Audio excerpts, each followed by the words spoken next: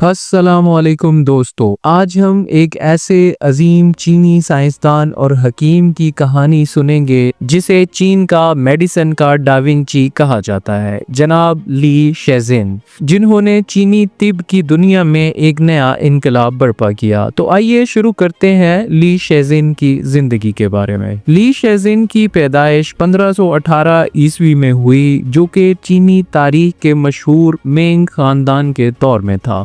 उनका ताल्लुक एक ऐसे खानदान से था जो सदियों से तिब का काम करता आ रहा था। छोटे ली शेजिन ने बचपन से ही अद्वियात और जड़ी बूटियों में दिलचस्पी लेना शुरू कर दी थी। ली शेजिन की वालदा ने भी उन्हें जड़ी बूटियों के फ़वाइद और कुदरती इलाज के बारे में सिखाया। ली शेजिन ने अपने वालिद की ज़ेरे निगरानी इब्तदाई तालीम हासिल की, मगर वो सिर्फ क्लासिकी तालीम से मुतमिन नहीं थे। ली शेजिन ने महसूस किया कि चीनी तिब में कई खामियां और गलत फहमियां मौजूद हैं। उसने अपनी पूरी ज़िंदगी इसी खामियों को दूर करने और साइंसी तहकीक करने में गुजार दी। वो न सिर्फ किताबों का मुतालिया करते बल्कि अपनी आंखों से देखकर और तजर्बा करके सच्चाई जानने के कायल थे।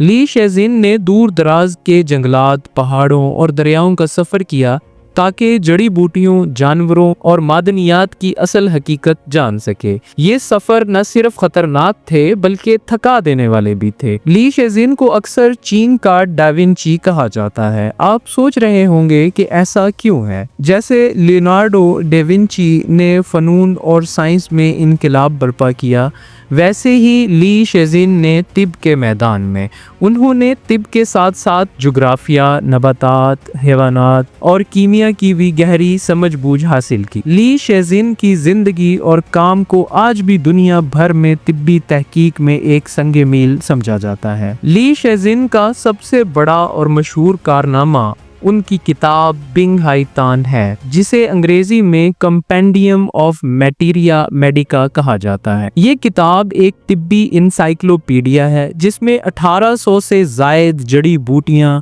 मादनियात और हैवानी अज्जा की तफसील है। ये किताब सिर्फ तिब की किताब नहीं बल्कि इसमें हर दवा की शिनाख्त, इस्तेमाल, मिकदार, असरात और हत्ता के मुज़र असरात भी तफसील से बयान किए गए हैं। ली शेजिन ने अपनी जिंदगी के 27 साल इस किताब की तहकीक और तदवीन में सर्फ की। ली शेजिन के काम ने चीनी तिब को जदीद साइंस के साथ अहम आहंग किया। उनकी किताब ने दुनिया भर के साइंसदानों को मुतासिर किया और तिब के शोबे में तहकीक के नए दरवाजे खोले। आज भी उनकी किताब को चीनी तिब की बाइबल कहा जाता है। कई जदीद अद्वियात और इलाज की बुनियाद ली शेजिन की तहकीक पर है। ली शेजिन एक इंतहाई मुनज़्ज़म, मेहनती और सच्चाई के पैरोकार इंसान थे। वो हमेशा साइंसी तरीके से हक़ाइक़ जानने के कायल थे, चाहे वो उनके अपने दौर की अद्वियात के खिलाफ भी क्यों ना हो।